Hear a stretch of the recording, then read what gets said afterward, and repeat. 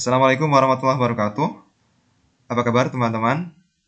Kali ini kita akan belajar akuntansi biaya untuk materi biaya berdasarkan aktivitas atau istilah kerennya adalah Activity Based Costing atau ABC. Namun di sini saya akan menyebutkan dalam spelling bahasa Indonesia saja agar lebih mudah, yaitu sistem biaya ABC, gitu ya.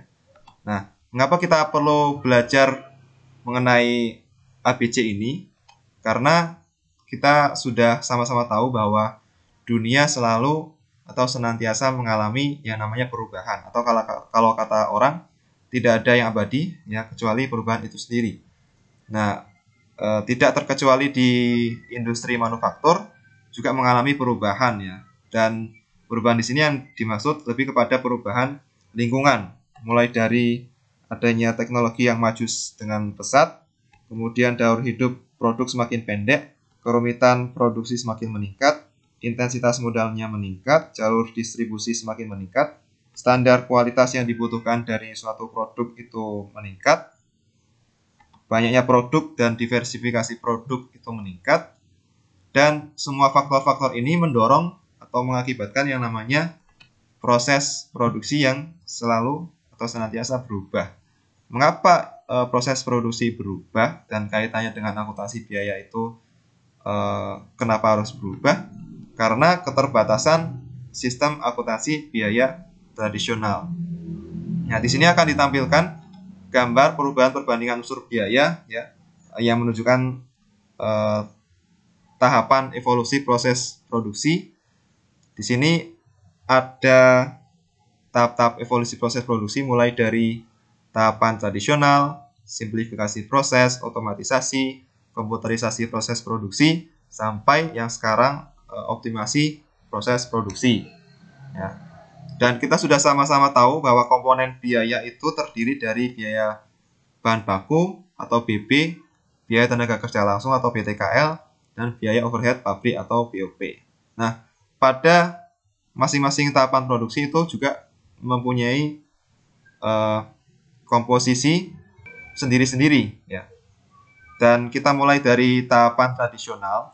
Di sini yang lebih utama adalah pada awalnya biaya tenaga kerja langsung ya, komposisinya lebih banyak dibandingkan dengan yang lain. Namun seiring dengan berjalannya waktu ya, seiring dengan tahapan evolusi proses produksi itu sendiri, maka dengan adanya penggunaan mesin ya, mesin mulai dari mesin yang sederhana sampai kepada mesin yang dikendalikan oleh komputer ya, komputerisasi proses produksi, sampai kepada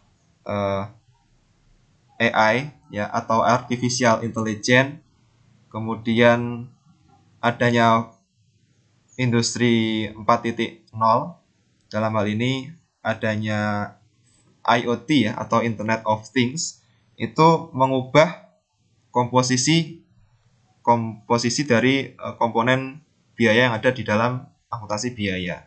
Yang tadinya BTKL-nya itu mempunyai komposisi yang paling banyak sehingga menjadi berkurang karena digantikan dengan tadi ya komponen mesin atau upgrade teknologi dari produksi itu sendiri yang dikelompokkan ke dalam biaya overhead pabrik atau BOP, sehingga komposisinya berubah kurang lebih seperti ini ya.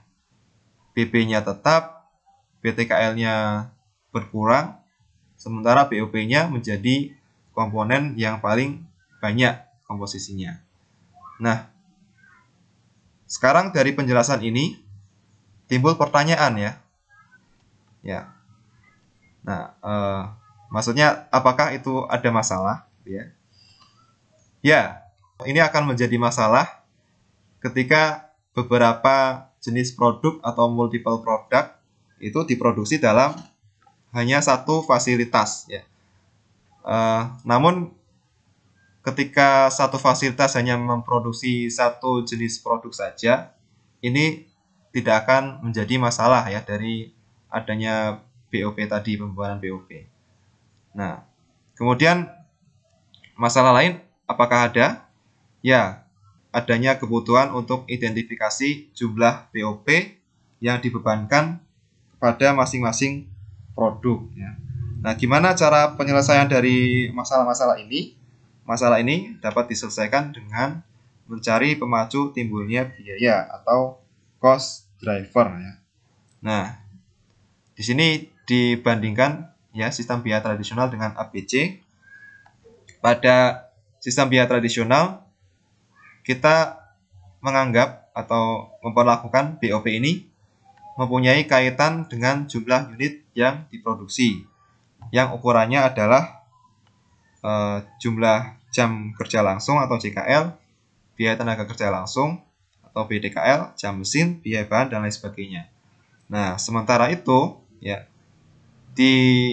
dari perspektif ABC, BOP ini tidak dianggap mempunyai kaitan dengan jumlah unit yang diproduksi, sehingga treatment atau perlakuan yang diajukan dari sistem ABC adalah dengan menggunakan activity based costing itu sendiri, atau istilah lainnya adalah transaction costing. Apa itu ABC atau ABC itu? Yaitu secara sederhana adalah perhitungan harga pokok produksi atau HPP yang mendasarkan pada aktivitas, gitu ya. Nah, tadi kita membicarakan penyelesaian melalui cost driver. Sekarang kita beralih kepada contohnya. Contoh dari cost driver dari masing-masing sistem tradisional maupun ABC. Dari tradisional, contoh cost drivernya adalah mulai dari JKL, BTKL, jam mesin, biaya bahan, dan sebagainya. Ini semua berkaitan dengan unit, ya.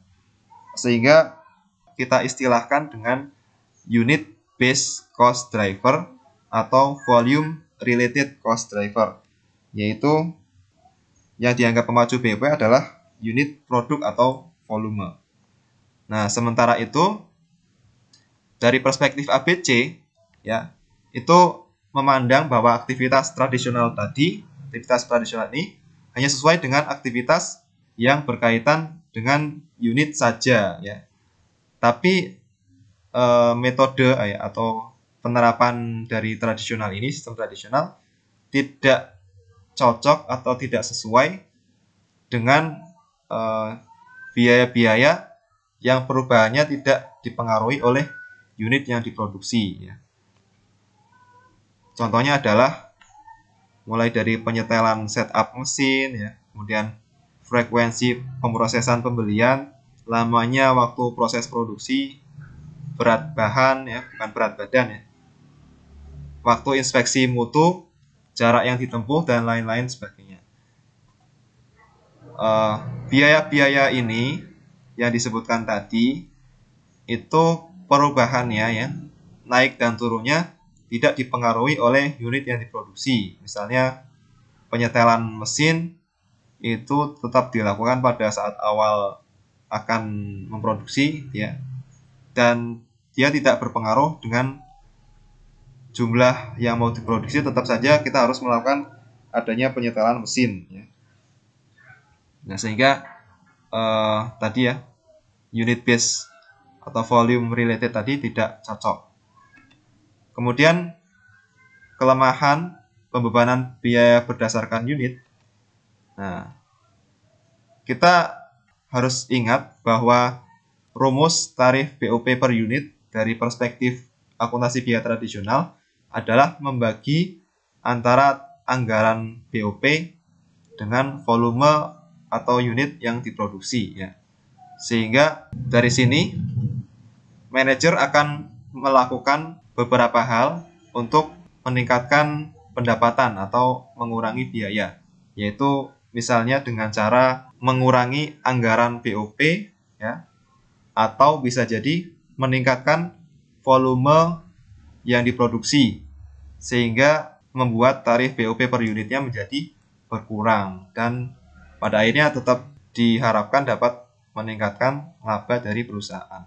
Nah, jika manajer meningkatkan jumlah atau volume produksi yang dihasilkan, maka kita dapat mensimulasikan dengan semakin banyaknya unit, maka memang makin kecil, ya, BOP per unitnya. Tapi ini tidak akan menjadi masalah ketika semua produk atau semua unit yang dihasilkan itu dapat laku semua, dapat terjual semua langsung ke pasaran. Namun jika tidak, ini akan menimbulkan masalah baru ya. Jika produk tidak cepat terjual, maka akan menimbulkan masalah yaitu dengan adanya tambahan biaya-biaya simpan yang diperlukan ya. Nah, seperti di sini ya, produk yang kita hasilkan harus disimpan di gudang kita apalagi, maka dia akan membuat komponen biaya yang baru seperti misalnya biaya gudang, biaya asuransi, biaya penanganan, biaya perbaikan, sampai biaya opportunity ya. Dan kesimpulan akhirnya untuk sementara adalah penerapan metode ini adalah tidak efisien atau menunjukkan adanya manajemen biaya yang tidak baik.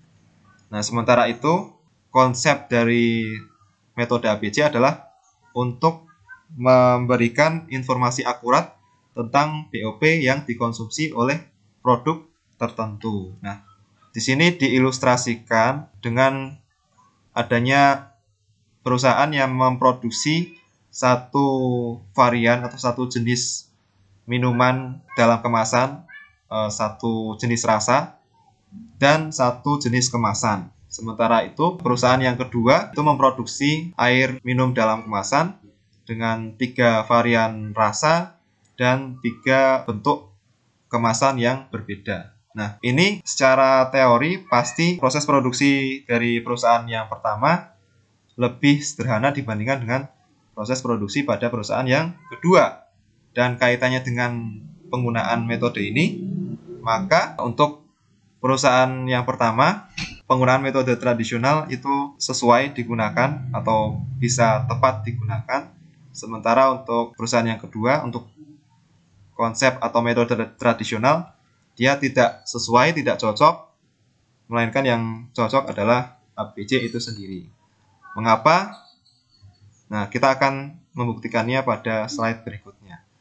Nah, untuk tahapan pembebanan BOP, baik itu biaya tradisional maupun ABC, itu sama-sama ada 2 tahapan ya, tahap pertama dan tahapan kedua. Untuk tahapan tradisional sendiri, BOP dibebankan atau dialokasikan kepada masing-masing departemen untuk tahapan yang pertama. Kemudian tahapan kedua dari departemen dialokasikan kepada masing-masing produk. Nah, sementara di sistem atau metode ABC, BOP diatribusikan secara langsung pada masing-masing aktivitas. Kemudian baru dari aktivitas ini akan dialokasikan kepada produk ya. Nah, di sini ada 2 jenis, yaitu unit based driver dan non unit based driver. Maksudnya yang berkaitan dengan unit yang diproduksi maupun yang aktivitas yang tidak berkaitan dengan unit yang diproduksi. Kemudian untuk penjelasan prosedur atau tahapan ABC yang lebih detail adalah sebagai berikut.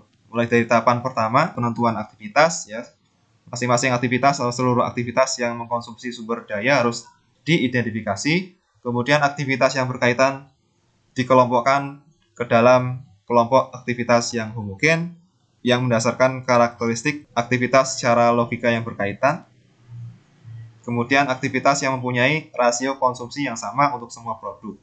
Kemudian yang ketiga, penghitungan biaya pool ya, atau biaya yang terjadi dalam perusahaan yang dikumpulkan dalam setiap pusat kegiatan atau cost pool. Dan yang terakhir, penghitungan tarif pool atau pool rate, yaitu dengan rumus pool rate sama dengan jumlah biaya cost pool dibagi dengan kapasitas activity driver.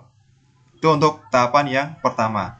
Kemudian tahapan yang kedua, yaitu dengan masing-masing BOP di setiap pool dibebankan ke produk. Perhitungannya dilakukan dengan menggunakan pool rate yang telah dihitung pada tahapan yang pertama, ya, dan menghitung jumlah sumber daya yang dikonsumsi oleh setiap produk.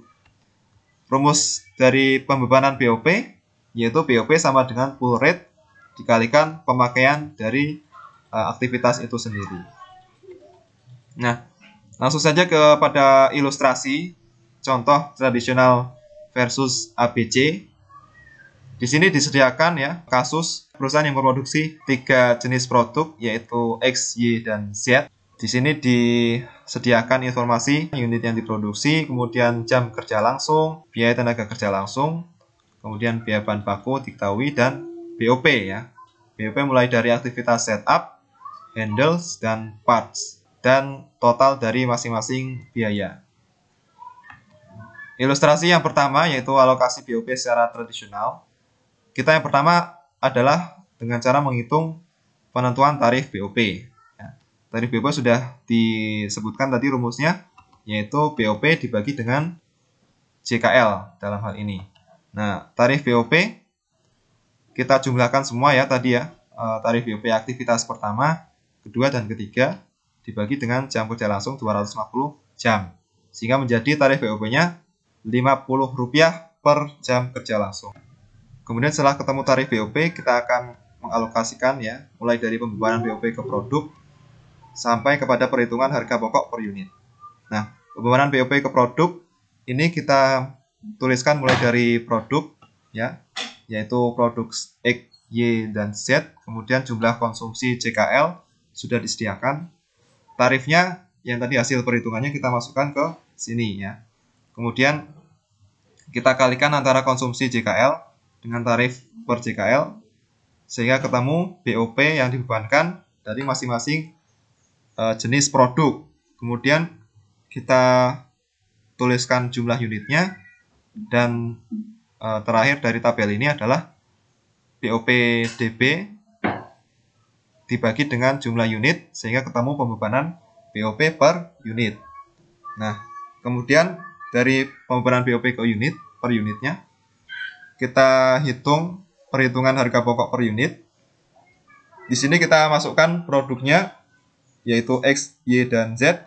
Kemudian jumlah unitnya diketahui, BTKL diketahui, biaya bahan baku diketahui, BOPDB. Nah, ini dari hasil perhitungan tabel sebelumnya ya.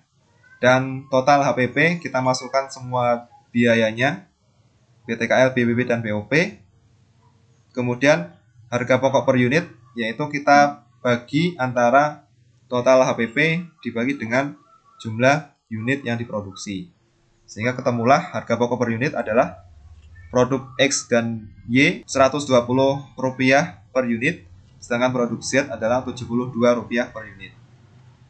Sementara untuk penerapan dari metode alokasi BOP dengan ABC, maka yang pertama kita tentukan tarif BOP-nya yaitu berdasarkan aktivitas ya. Kita sebutkan aktivitasnya ada 3, kemudian total biaya per aktivitas, aktivitas yang dikonsumsi. Nah, tarif per aktivitas adalah dengan membagi antara total biaya aktivitas dengan aktivitas yang dikonsumsi.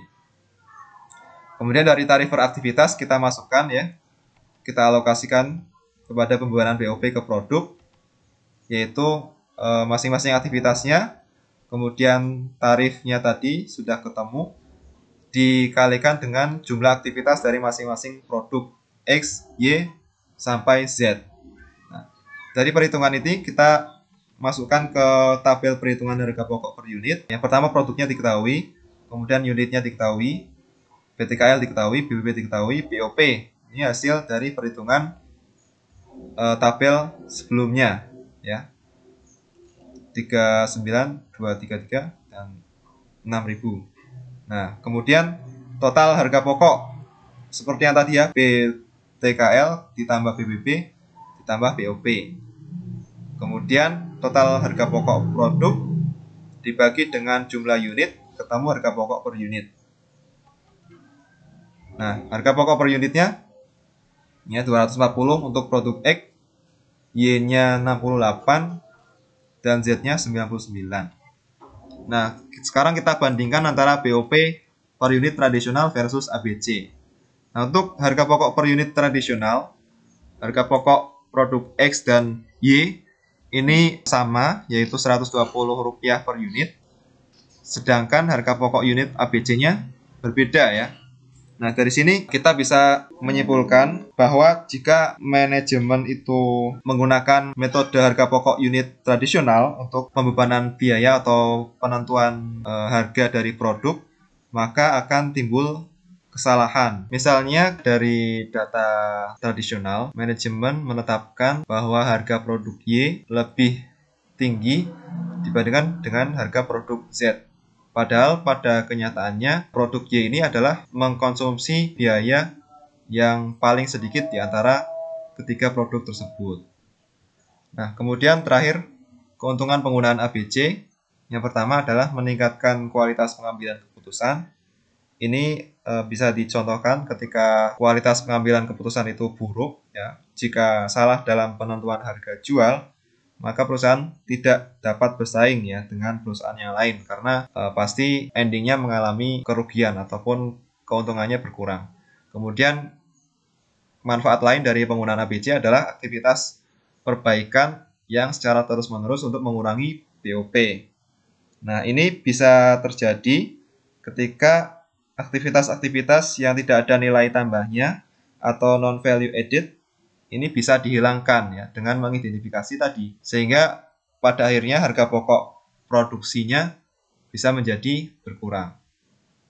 Kemudian yang ketiga, memudahkan menentukan relevan cost. Nah, misalnya jika satu keputusan itu yang diusulkan akan menurunkan atau menaikkan aktivitas yang levelnya batch produk, maka kita akan bisa dengan mudah memperkirakan penurunan maupun peningkatan biaya yang terjadi. Nah, hal ini akan susah untuk dikerjakan ketika kita menggunakan sistem biaya tradisional. Kurang lebih seperti itu, ya. Referensi yang saya gunakan dari materi ini adalah akuntansi biaya yang ditulis oleh Pak Darjono. Sekian, terima kasih. Semoga bermanfaat. Assalamualaikum warahmatullahi wabarakatuh.